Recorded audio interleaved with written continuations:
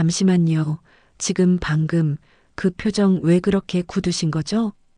한낮에 조용한 집안, 배고프다고 말하는 작은 아이 한 명.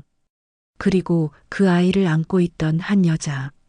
그들을 마주본 남자는 말문이 막힌 듯 그대로 얼어붙었다. 마치 상상조차 못한 무언가를 본 사람처럼. 그저 아이의 목소리, 그리고 남자의 눈빛이 만들어내는 설명할 수 없는 긴장감만 남아있다. 하지만 그 순간, 남자는 아이가 아닌 여자의 얼굴을 바라보았다. 그리고 그때 아주 미세하게 그의 입술이 떨렸다. 혹시 당신 아니, 그럴 리가. 세 사람이 마주한 이 순간, 과연 어떤 일이 벌어질까? 이야기를 시작하기 전에 구독을 눌러주세요. 안녕하세요. 저는 오지숙이라고 합니다. 31살, 5살 딸아이를 혼자 키우며 살아가고 있어요. 새벽 5시 알람 없이도 눈이 떠집니다. 옆에서 자고 있는 소원이의 숨소리부터 확인해요. 고열이 내렸는지 기침은 안 하는지 손등으로 이마를 살짝 짚어보죠. 다행히 오늘은 열이 없네요. 그제야 가슴이 내려앉습니다. 부엌으로 가서 가스레인지 앞에 서면 쌀통 바닥이 훤히 보여요. 어제 마지막 한 공기로 지은 죽이 냉장고에 남아 있습니다. 소원이 몫이니까 건드릴 수 없어요. 물 한 컵으로 아침을 대신하고 일터로 향합니다. 지하철 안에서 쏟아지는 졸음을 참으며 오늘 할 일을 정리해요. 강남 아파트 5집을 돌아가며 청소하고 저녁에는 소원이 저녁을 먹이고 재워야 하죠. 그런데 요즘 소원이가 자꾸 아프니까 병원비가 걱정입니다. 지숙 씨, 오늘도 일찍 나왔네요. 같은 시간 지하철을 타는 청소 아주머니가 말을 걸어와요. 네, 안녕하세요.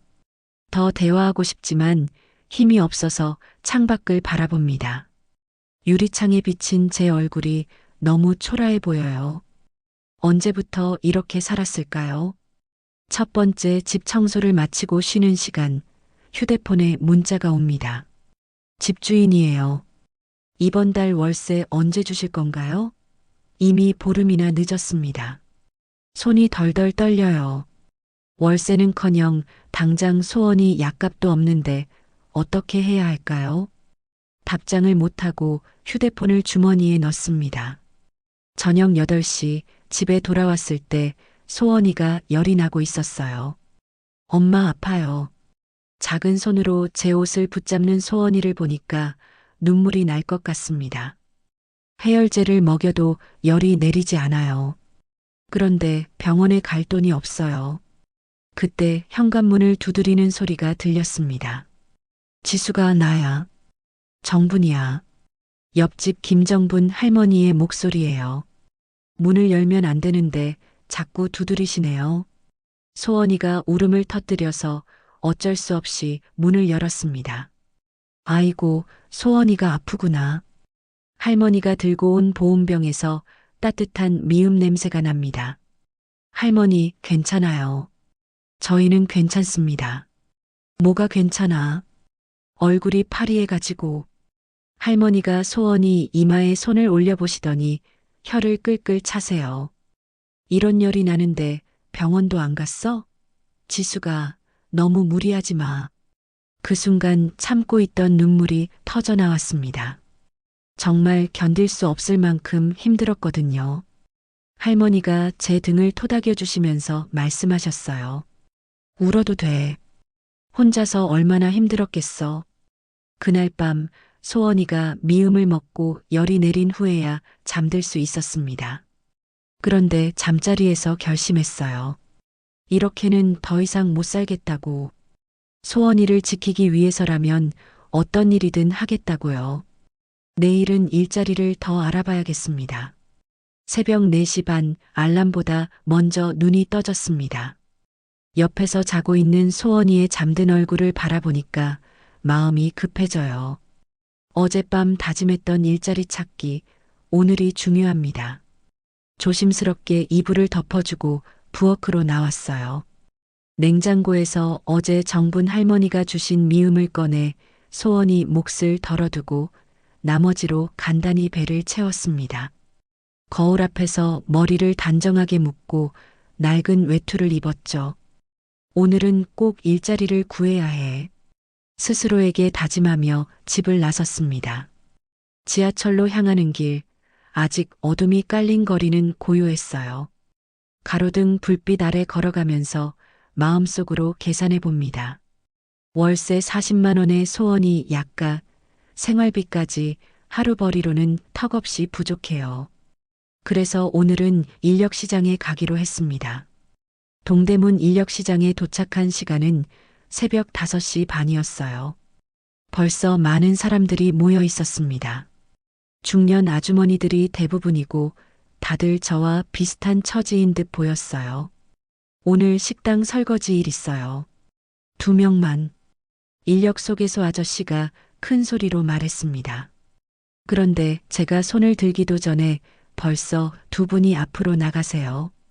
세탁소 배달 보조일 있습니다. 1명만요. 이번에도 늦었어요. 오토바이 운전할 줄 아는 분이 먼저 나가셨습니다. 1시간이 넘도록 기다렸지만 제게 맞는 일거리는 나오지 않았어요. 다들 경험자를 찾거나 아니면 제가 망설이는 사이에 다른 분들이 먼저 나가셨죠. 오늘은 더 이상 일거리 없을 것 같네요. 내일 다시 오세요. 아저씨의 말에 가슴이 철렁 내려앉았습니다. 발걸음이 무거워졌어요. 집으로 돌아가는 길, 비가 부슬부슬 내리기 시작했습니다. 우산도 없는데 말이에요. 지하철역으로 가려던 찰나 앞에서 리어카를 끌고 가시던 할머니 한 분이 눈에 들어왔어요.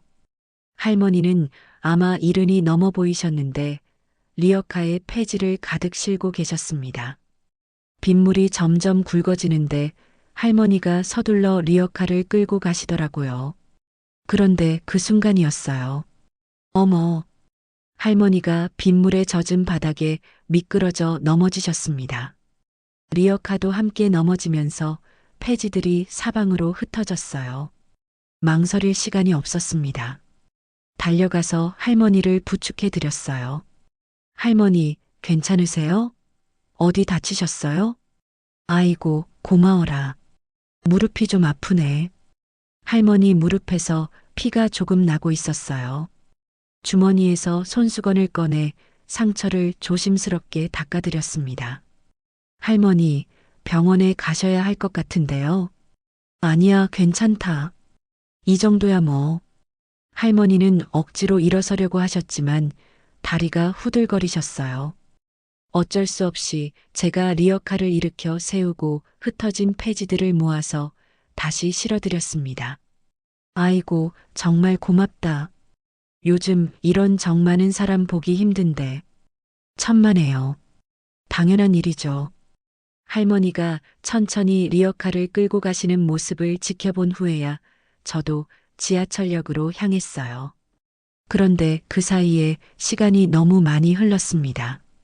지하철 안에서 휴대폰을 보니까 오후 3시가 넘어 있었어요. 오늘 예정했던 청소일도 놓쳤습니다.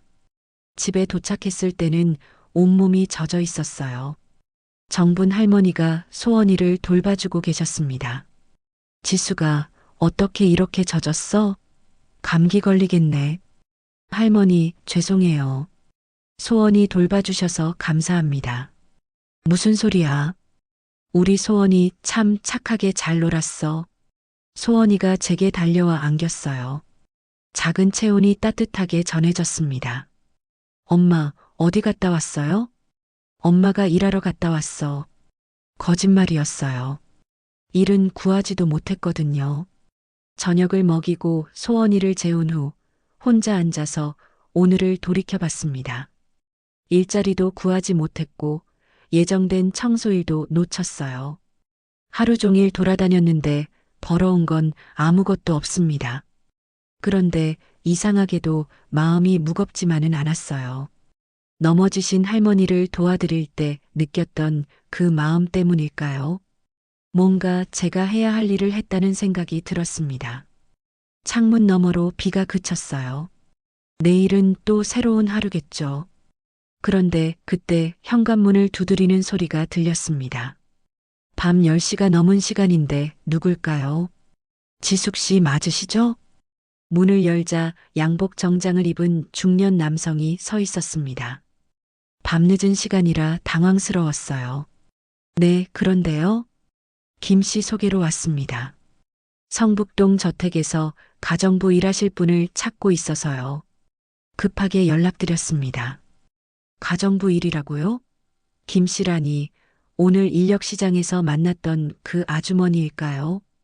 일당이 얼마나 되나요? 하루에 15만 원입니다.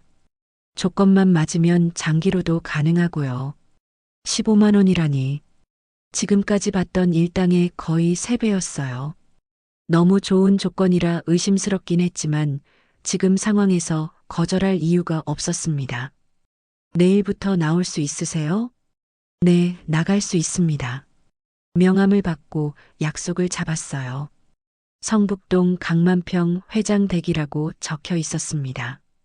다음 날 아침 소원이를 정분 할머니께 맡기고 성북동으로 향했어요. 버스에서 내려 주소를 찾아가니까 정말 큰 저택이 나왔습니다. 높은 담장에 철문까지 처음 보는 규모였어요. 경비실에서 신분을 확인한 후 안으로 들어갔습니다.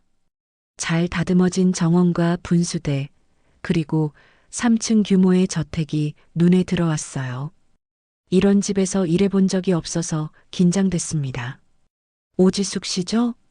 저택 입구에서 60대 정도 되어 보이는 남성이 기다리고 있었어요. 키가 크고 인상이 날카로웠습니다. 네, 안녕하세요. 저는 최 집사입니다. 이 집안의 모든 일을 총괄하고 있어요. 최 집사는 제게 찬찬히 훑어보는 시선을 보냈어요. 마치 품평하는 것 같아서 불편했습니다. 규칙부터 말씀드리겠습니다. 첫째, 회장님과 불필요한 대화는 금지. 둘째, 2층과 3층은 출입 불가. 셋째, 궁금한 건 저에게만 문의할 것. 네, 알겠습니다. 그리고 한 가지 더. 여기서 본 것, 들은 것은 절대 외부에 말하면 안 됩니다. 이해하시겠죠? 왜 이렇게 엄격한지 의아했지만 고개를 끄덕였어요. 일당이 좋으니까 참을 수 있었습니다. 오늘은 1층 거실과 복도 청소부터 시작하세요.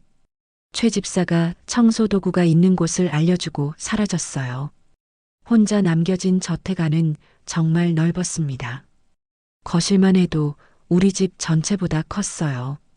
대리석 바닥에 값비싼 가구들, 벽에는 큰 그림들이 걸려 있었습니다.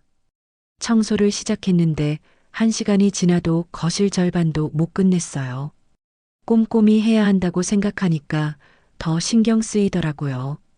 점심때쯤 되어서 복도를 닦고 있는데 계단에서 발소리가 들렸습니다. 고개를 들어보니까 60대 후반쯤 되어 보이는 남성이 내려오고 계셨어요. 회장님인 것 같았습니다.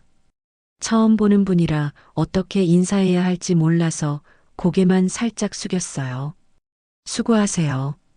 회장님이 조용히 말씀하시고 지나가셨습니다. 그런데 뭔가 슬픈 표정이셨어요. 눈빛이 깊고 무거워 보였습니다. 오후에 거실 한쪽 벽을 닦다가 큰 액자를 발견했어요. 어린 여자아이 사진이었습니다. 예쁘게 웃고 있는 모습이 소원이와 비슷한 나이 같았어요. 그때 뒤에서 음성이 들렸습니다. 아빠가 미안하다, 소진아. 회장님이 액자 앞에서 중얼거리고 계셨어요. 제가 있는 줄 모르시는 것 같았습니다. 아빠가 너를 지켜주지 못해서 정말 미안해. 가슴이 먹먹해졌어요. 저도 모르게 소원이 생각이 났습니다. 부모가 아이를 잃는다는 건 어떤 고통일까요? 조용히 그 자리를 피하려고 하는데 청소도구가 바닥에 떨어졌어요. 회장님이 저를 보시더니 당황하신 표정이 되셨습니다. 죄송합니다. 청소 중이었는데. 아, 네. 괜찮습니다. 회장님이 서둘러 계단으로 올라가셨어요. 그 순간 최 집사가 나타났습니다. 뭐 하고 있는 거예요? 청소하고 있었는데요. 회장님 방해하면 안 된다고 했잖아요. 죄송합니다. 최 집사의 눈빛이 차갑게 변했어요. 뭔가 경계하는 것 같았습니다. 저녁 무렵 집으로 돌아가는 길, 오늘 본 회장님 모습이 계속 머릿속에 맴돌았어요. 소진이라는 이름의 딸을 그리워하시는 아버지의 마음이 느껴졌습니다. 집에 도착하니까 소원이가 저를 반겨줬어요. 엄마, 오늘 어떤 곳에서 일했어요? 큰 집에서 청소 일을 했어. 재미있었어요? 재미있었다고 할 수는 없었지만 소원이에게는 밝게 대답했어요. 응, 좋았어. 그날 밤 잠자리에서 생각했습니다. 분명 저 집에는 어떤 비밀이 있을 것 같았어요. 회장님의 슬픈 표정과 최 집사의 경계심, 그리고 소진이라는 아이의 사진까지. 내일도 그 집에 가야 합니다. 성북동 저택에서 일한 지 일주일이 지났습니다. 매일 아침 7시에 출근해서 저녁 6시에 퇴근하는 규칙적인 생활이 어느 정도 자리를 잡았어요. 그런데 최 집사의 시선은 여전히 차갑고 예리했습니다. 오늘도 평소처럼 1층 거실 청소를 하고 있었어요. 넓은 공간을 혼자 닦다 보니까 시간이 오래 걸렸습니다. 점심시간이 다 되어 가는데 아직 반도 못 끝냈더라고요. 그런데 청소하다가 무의식적으로 콧노래가 나왔습니다. 자장자장 우리 아가, 자장자장 우리 아가. 소원이 재울 때 늘 불러주는 자장가였어요. 혼자 있으니까 자연스럽게 흘러나온 거였습니다. 예쁜 꿈 꾸어라. 엄마가 지켜줄게. 그때 갑자기 2층에서 쿵 하는 소리가 들렸어요. 뭔가 떨어진 소리 같았습니다. 고개를 들어보니까 회장님이 서재문을 벌컥 열고 복도로 뛰쳐나오고 계셨어요. 방금 누가 노래를 불렀어요? 회장님의 목소리가 떨리고 있었습니다. 얼굴도 창백해 보이셨고요. 죄송합니다. 제가 청소하다가 무심코. 그 노래를 어떻게 알고 있나요? 왜 이렇게 놀라시는지 이해할 수 없었어요. 흔한 자장가인데 말이에요. 그냥 어릴 때부터 알고 있던 노래예요. 회장님이 계단 난간을 꽉 잡고 저를 내려다보셨습니다. 눈빛이 이상했어요. 뭔가 간절하면서도 두려워하는 것 같았습니다. 죄송합니다. 앞으로 조용히 하겠습니다. 아, 아니에요. 괜찮습니다. 회장님이 서둘러 서재로 돌아가셨어요. 남겨진 저는 어리둥절했습니다. 자장가 때문에 저렇게 놀라실 이유가 있을까요? 며칠 후 또 다른 일이 일어났습니다. 그날은 회장님이 1층 응접실에서 누군가와 회의를 하고 계셨어요. 저는 복도 한쪽에서 조용히 청소를 하고 있었습니다. 회의가 끝나고 손님들이 돌아가신 후 응접실을 정리하러 들어갔어요. 탁자 위에 과일 접시가 놓여 있었는데 복숭아가 있었습니다. 그런데 복숭아 냄새를 맡는 순간 재채기가 나오기 시작했어요. 애취. 멈추지 않는 재채기에 눈물까지 나왔습니다. 어릴 때부터 복숭아에 알레르기가 있어서 그랬어요. 괜찮으세요? 뒤돌아보니까 회장님이 서 계셨습니다. 죄송합니다. 복숭아 알레르기가 있어서요. 그 순간 회장님의 얼굴이 또다시 창백해졌어요. 마치 유령을 본 것처럼 말이에요. 복숭아 알레르기요? 네, 어릴 때부터 그랬어요. 회장님이 한참 동안 저를 바라보시더니 아무 말 없이 나가셨습니다. 일주일이 더 지나고 결정적인 순간이 왔습니다. 그날은 회장님이 저를 서재로 부르셨어요. 무슨 일인지 몰라서 긴장했습니다. 서재는 처음 들어가 보는 곳이었어요. 책장이 가득하고 큰 책상이 있는 공간이었습니다. 앉으세요. 회장님이 의자를 가리키셨어요. 저는 조심스럽게 앉았습니다. 일하는데 불편한 건 없나요? 네, 괜찮습니다. 최 집사가 너무 엄격하지는 않고요. 아니에요. 잘해주시고 계세요. 거짓말이었지만 일자리를 잃을까봐 그렇게 대답했어요. 회장님이 책상 서랍에서 뭔가를 꺼내시더라고요. 오래된 사진이었습니다. 이 아이를 본 적 있나요? 사진 속에는 5살 정도 되어 보이는 여자아이가 있었어요. 거실에 걸린 액자의 소진이와 같은 아이 같았습니다. 아니요, 처음 봅니다. 회장님이 사진을 보시면서 말씀하셨어요. 이 아이는 제 딸이었어요. 25년 전에 잃어버렸습니다. 가슴이 먹먹해졌어요. 그래서 그렇게 슬픈 표정을 하고 계셨던 거군요. 죄송합니다. 괜찮아요. 오래된 일이니까요. 그런데 회장님이 계속 저를 보고 계셨어요. 뭔가 말하고 싶은 게 있으신 것 같았습니다. 잠시 침묵이 흘렀습니다. 저는 무의식적으로 턱을 손가락으로 두드리고 있었어요. 어릴 때부터 긴장하면 하는 버릇이었습니다. 톡톡톡. 그 순간 회장님이 벌떡 일어나셨어요. 그 버릇은 어떻게? 네. 턱을 두드리는 버릇 말이에요. 어릴 때부터 그랬나요? 갑작스러운 질문에 당황했어요. 네, 그런 것 같아요. 회장님의 손이 떨리고 있었습니다. 사진을 보시면서 중얼거리셨어요. 민지도 아빠 따라해서 그 버릇이 있었는데. 민지요? 소진이가 아니라 민지라고 하셨나요? 회장님, 괜찮으세요? 아, 네. 괜찮습니다. 오늘 일은 여기까지 하세요. 서재를 나오면서 이상한 느낌이 들었어요. 회장님이 저를 보는 시선이 예전과 달랐습니다. 뭔가 확인하려는 것 같기도 하고 무서워하는 것 같기도 했어요. 집으로 돌아가는 길에 생각해 봤습니다.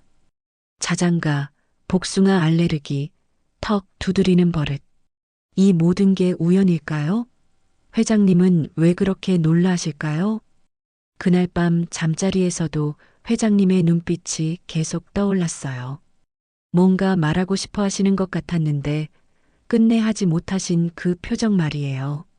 내일 또 그 집에 가야 합니다. 점점 더 복잡해지는 상황 속에서 저는 어떻게 해야 할까요? 소원이의 작은 숨소리를 들으며 잠에 들었지만 마음 한구석이 계속 불안했습니다. 서재에서의 그 일이 있은 후 회장님의 태도가 조금씩 달라지기 시작했습니다. 예전에는 저와 눈을 마주치는 것조차 피하셨는데 이제는 가끔 먼저 인사를 건네시기도 해요. 오늘도 수고 많으세요. 복도에서 마주칠 때마다 따뜻하게 말씀해 주십니다. 처음에는 어색했지만 점차 익숙해졌어요. 그런데 가장 큰 변화는 따로 있었습니다. 지숙 씨, 앞으로 회장님 약 관리를 맡아주세요. 최 집사가 저를 부르더니 작은 약통을 건네주었어요. 혈압약과 소화제가 들어 있었습니다. 매일 아침 8시, 점심 후 1시, 저녁 6시에 드시도록 해주세요. 네, 알겠습니다. 회장님의 약까지 관리하게 되다니 생각지도 못한 일이었어요. 그만큼 믿어주신다는 뜻일까요? 첫날 아침 약을 가지고 회장님을 찾아뵈었습니다. 회장님, 아침 약 시간이에요. 아, 네. 고맙습니다. 회장님이 약을 받아 드시면서 저를 보시더라고요. 그 눈빛에 뭔가 다른 감정이 담겨 있는 것 같았어요. 그리움일까요? 아니면 안도감일까요? 며칠이 지나면서 회장님과의 거리가 조금씩 줄어들었습니다. 약을 드리러 갈 때마다 짧은 대화를 나누게 됐어요. 요즘 몸은 어떠세요? 예전보다 좋아졌어요. 지숙 씨 덕분이죠. 이런 대화들이 저에게는 큰 위안이 됐습니다. 직원들의 반응도 달라졌어요. 처음에는 저를 그냥 새로 온 가정부 정도로 여겼는데 이제는 조금 다른 시선으로 봅니다. 지숙 씨가 오고 나서 회장님이 많이 밝아지신 것 같아요. 주방에서 일하는 이모님이 말씀하셨어요. 그런가요? 네, 예전에는 혼자 계시는 시간이 많으셨는데 요즘은 자주 1층으로 내려오세요.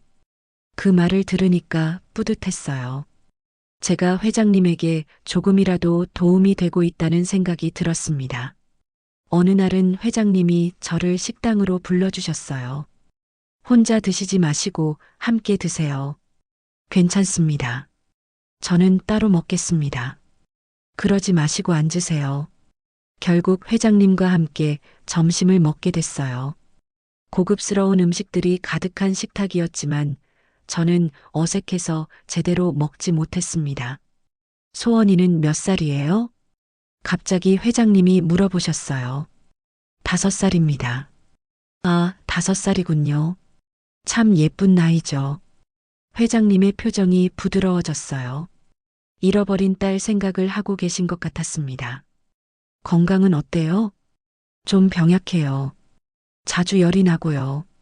그럼 더 신경 써야겠네요. 아이는 엄마가 전부니까요. 회장님의 말에 가슴이 따뜻해졌어요. 이해받는다는 느낌이었습니다. 그날 이후로 가끔씩 이런 대화를 나누게 됐어요. 회장님도 외로우셨던 것 같고 저도 누군가와 소원이 이야기를 할 수 있어서 좋았습니다. 일주일쯤 지났을 때였어요. 회장님이 약을 드시면서 말씀하셨습니다. 지숙 씨, 여기서 오래 일했으면 좋겠어요. 네. 편하게 생각하시고 계속 일해주세요. 조건도 더 좋게 해드릴게요. 정말 뜻밖의 말씀이었어요. 일당도 좋고 회장님도 좋은 분이시니까 저로서는 바랄 게 없었습니다. 감사합니다. 열심히 하겠습니다. 집으로 돌아가는 길 마음이 한결 가벼웠어요. 소원이에게 좋은 소식을 전해줄 수 있을 것 같았습니다. 그런데 뭔가 이상한 느낌도 들었어요. 회장님이 저를 보시는 시선에서 단순한 고용주와 직원의 관계를 넘어서는 뭔가가 있는 것 같았거든요. 혹시 제가 잃어버린 딸을 떠올리게 하는 걸까요? 자장가, 복숭아 알레르기, 턱 두드리는 버릇까지 우연이라기에는 너무 많은 일치점이 있었습니다. 하지만 그런 생각들을 털어버렸어요. 중요한 건 소원이와 안정적으로 살 수 있는 환경이 생겼다는 거니까요. 그날 밤 소원이를 재우면서 자장가를 불러줬습니다.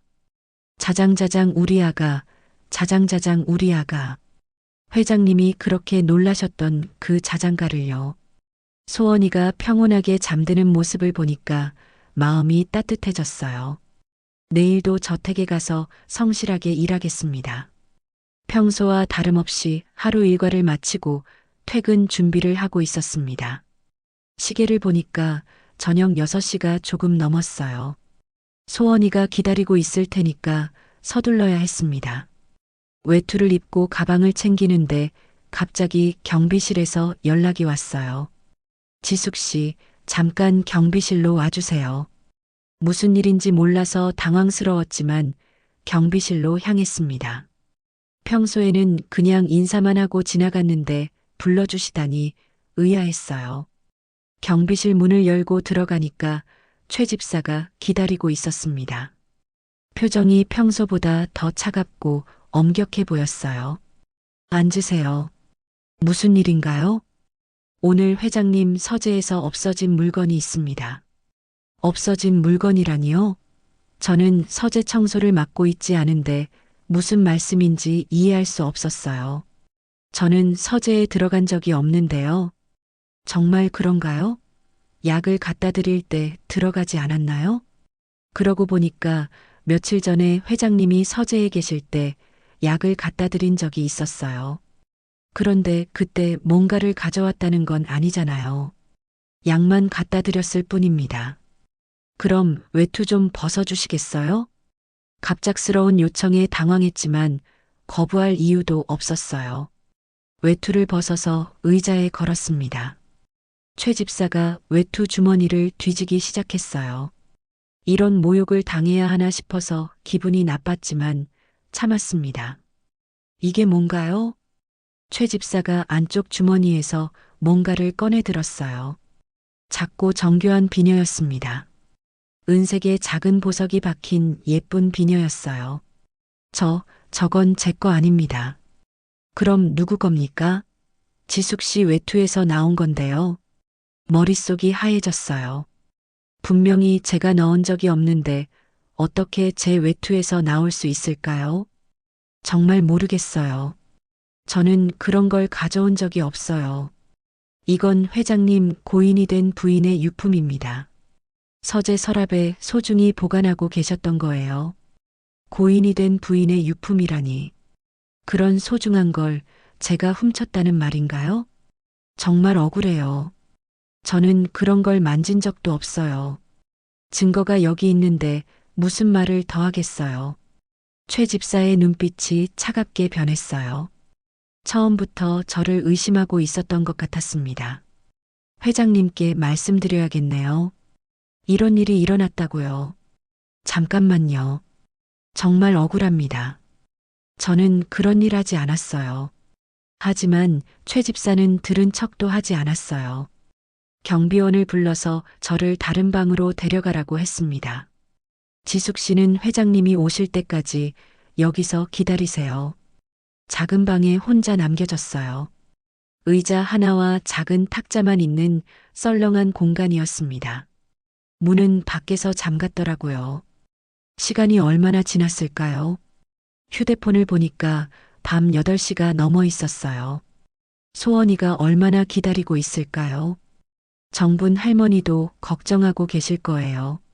그런데 정말 억울했어요. 분명히 제가 하지 않은 일인데 모든 증거가 저를 가리키고 있었습니다. 누군가 일부러 저를 함정에 빠뜨린 게 분명해요. 최 집사였을 것 같았어요. 처음부터 저를 못마땅해 했고 회장님이 저를 신뢰하시는 걸 질투했던 것 같았거든요. 하지만 어떻게 증명하죠? 제 외투에서 나온 이상 누가 믿어주겠어요. 눈물이 날 것 같았지만 참았어요. 울어서 해결될 일이 아니었거든요. 밤 9시쯤 되어서야 회장님이 오셨어요. 최 집사와 함께 들어오시는데 표정이 복잡해 보였습니다. 지숙 씨, 이게 사실인가요?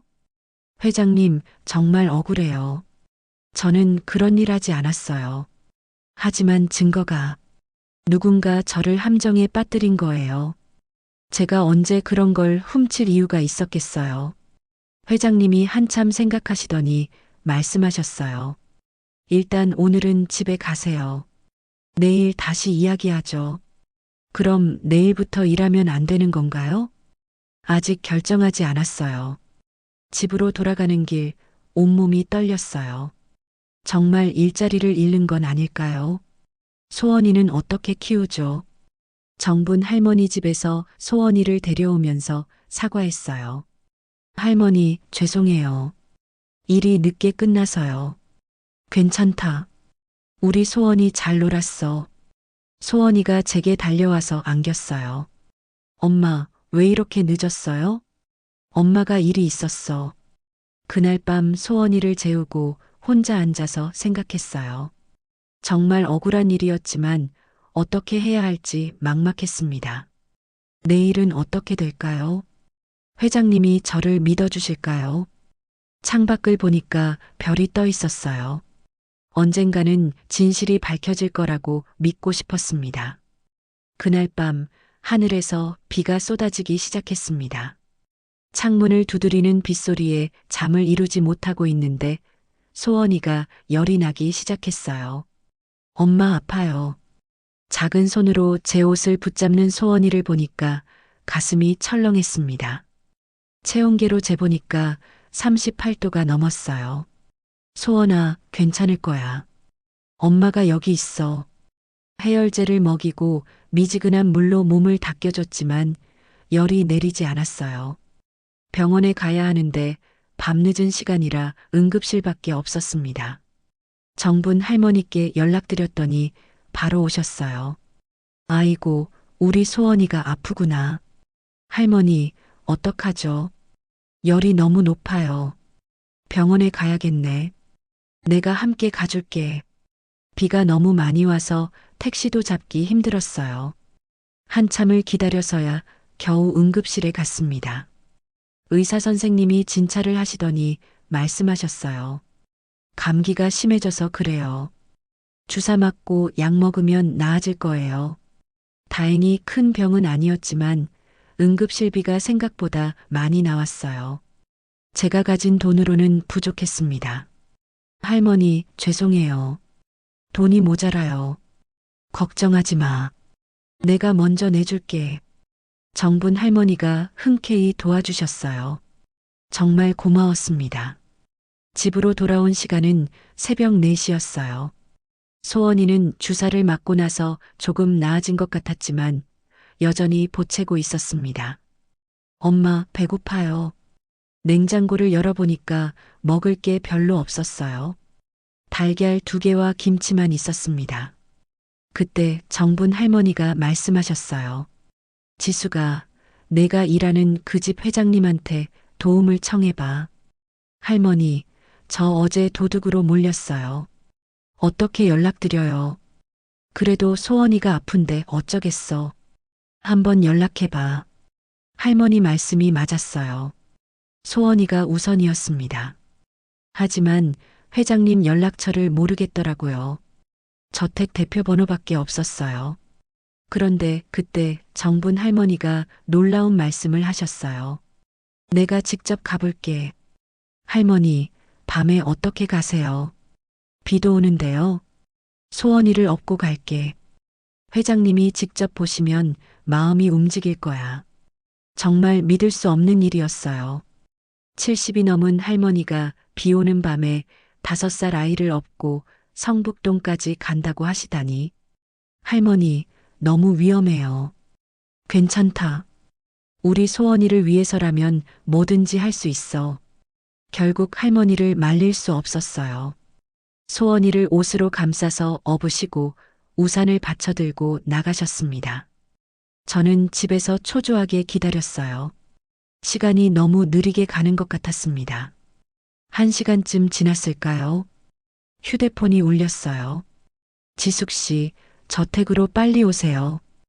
회장님 목소리였어요. 평소와 다르게 급하고 떨리는 음성이었습니다. 무슨 일인가요? 설명은 나중에 하고 지금 당장 오세요. 택시를 타고 저택으로 향했어요.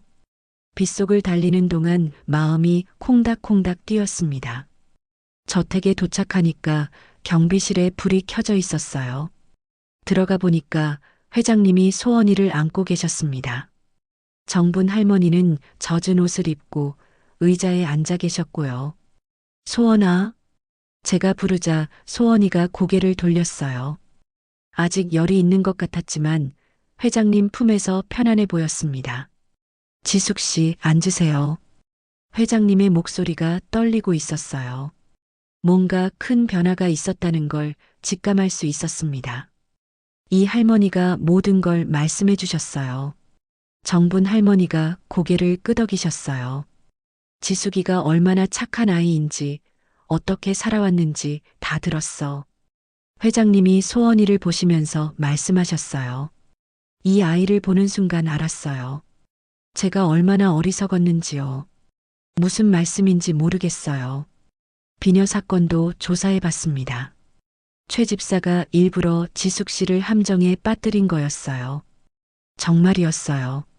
제가 억울하다고 했던 게 사실이었던 거죠. 최 집사는 내일 아침 저택에서 내보낼 예정입니다. 회장님이 소원이의 머리를 쓰다듬으시면서 말씀하셨어요. 이 아이가 제 마음을 움직였어요. 비 오는 밤에 아픈 아이를 업고 찾아온 할머니의 마음도요. 그때 소원이가 작은 목소리로 말했어요. 할아버지, 고마워요. 회장님의 눈에 눈물이 고였어요. 지숙 씨, 제가 사과드려야겠네요. 의심해서 정말 죄송했습니다. 괜찮아요. 오해였으니까요. 앞으로도 계속 일해주세요. 조건도 더 좋게 해드릴게요.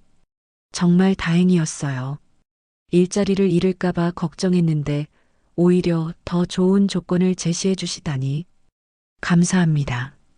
열심히 하겠습니다. 그날 밤 회장님이 소원이를 위해 의사를 부르시기도 했어요. 정말 좋은 분이셨습니다. 집으로 돌아가는 길 정분 할머니가 말씀하셨어요. 지수가 세상에는 좋은 사람이 더 많다. 네, 할머니. 할머니가 계셔서 정말 다행이에요. 그날 밤 소원이가 편안하게 잠든 후 저도 오랜만에 깊게 잠들 수 있었어요. 내일부터 다시 저택에서 일하게 됐습니다. 이번에는 정말 마음 편히 일할 수 있을 것 같아요. 일주일이 지나고 회장님이 저와 소원이를 다시 저택으로 초대하셨어요. 이번에는 일이 아니라 개인적인 만남이었습니다. 지숙 씨, 소원이랑 함께 저녁 식사를 하시죠. 넓은 식당에 저희를 위해 특별히 차린 상이 있었어요. 소원이가 좋아할 만한 음식들로 가득했습니다. 와, 맛있겠다. 소원이가 환하게 웃으며 자리에 앉았어요. 회장님도 따라서 미소를 지으셨습니다. 식사 중에 회장님이 조심스럽게 말을 꺼내셨어요. 지숙 씨, 혹시 어릴 때 기억이 있나요? 어릴 때요? 5살 이전 말이에요. 생각해봤지만 별로 기억나는 게 없었어요. 보육원에서 자란 기억만 있을 뿐이었습니다. 잘 기억나지 않아요. 보육원에 있었던 것만 기억해요. 회장님의 표정이 복잡해졌어요. 뭔가 말하고 싶은 게 있으신 것 같았습니다. 혹시 민지라는 이름을 들어본 적 있나요? 민지요? 며칠 전에 서재에서 들었던 그 이름이었어요. 아니요, 처음 들어봐요. 그렇군요. 회장님이 한참 생각하시더니 천천히 말씀하셨어요. 사실 지숙 씨를 처음 봤을 때부터 느낌이 이상했어요. 자장가, 복숭아 알레르기, 턱 두드리는 버릇까지. 우연이라기에는 너무 많은 일치점이 있었거든요. 제 심장이 빨리 뛰기 시작했어요. 제가 잃어버린 딸 민지와 똑같은 특징들이었어요. 그럼 혹시 저는 확실하지는 않아요. 하지만 마음으로는 확신해요. 회장님이 저의 손을 조심스럽게 잡으셨어요. 기억이 없어도 상관없어요. 중요한 건 우리가 지금 여기 있다는 거니까요. 눈물이 날 것 같았어요. 정말 제가 회장님의 딸일까요? 그렇다면 제게도 아버지가 있었던 거네요. 소원이에게는 할아버지가 생기는 거죠? 그렇죠. 기꺼이 할아버지가 되고 싶어요. 소원이가 회장님을 보며 말했어요. 할아버지, 앞으로도 우리랑 놀아주세요. 물론이지, 우리 소원이. 그 순간 정말 가족이 된 기분이었어요. 피가 섞였는지는 중요하지 않았습니다. 마음으로 이어진 것만으로도 충분했어요. 회장님이 말씀하셨어요. 지숙 씨, 앞으로 이 집이 지숙 씨와 소원이의 집이기도 해요. 언제든 편하게 오세요. 감사합니다. 정말 감사해요. 그날 저녁 집으로 돌아가는 길 소원이가 말했어요. 엄마, 할아버지가 생겨서 좋아요. 그래, 엄마도 좋아. 정분 할머니께 오늘 있었던 일을 말씀드렸어요. 참 잘 됐네. 소원이도 할아버지가 생기고 너도 아버지를 찾았고 할머니 덕분이에요. 할머니가 그날 밤 저택에 가지 않았다면 이런 일은 없었을 거예요. 인연이란 게 그런 거야. 때가 되면 저절로 이어지는 법이지. 며칠 후 회장님이 정식으로 제의를 하셨어요. 지숙 씨, 이제 가정부가 아니라 가족으로 이 집에서 살지 않겠어요? 정말 꿈 같은 이야기였어요. 가난에서 벗어날 수 있고 소원이도 좋은 환경에서 자랄 수 있게 됐습니다. 생각해 볼 시간을 주세요. 물론이에요. 충분히 생각해 보세요. 그날 밤 소원이와 이야기를 나눴어요. 소원아, 우리가 할아버지 집에서 살면 어떨까? 정말요? 그럼 할아버지랑 매일 놀 수 있어요? 응, 그렇게 될 수도 있어. 좋아요. 엄마도 행복해 보여요. 소원이가 맞았어요. 저도 오랜만에 마음이 편안했습니다. 며칠 후 회장님께 답을 드렸어요. 가족이 되고 싶어요. 정말 고마워요. 이제 우리는 진짜 가족이에요. 그렇게 저희는 새로운 삶을 시작하게 됐습니다. 가난했던 과거도 혼자였던 외로움도 이제 추억이 됐어요. 가끔 생각해요. 만약 그날 밤 정분 할머니가 용기를 내지 않았다면, 만약 회장님이 마음을 열지 않았다면 어떻게 됐을까요?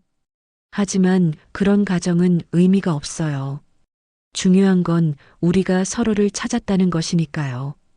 진짜 가족은 피보다 마음으로 이어지는 거라는 걸 배웠어요. 그리고 어떤 어려움도 사랑으로 이겨낼 수 있다는 것도요. 이제 소원이에게는 할아버지가 있고 저에게는 아버지가 있어요. 우리는 더 이상 혼자가 아닙니다. 그럼 오늘 이야기는 여기까지입니다. 영상을 시청해주신 모든 분들 고맙습니다. 구독과 좋아요 부탁드립니다. 감사합니다.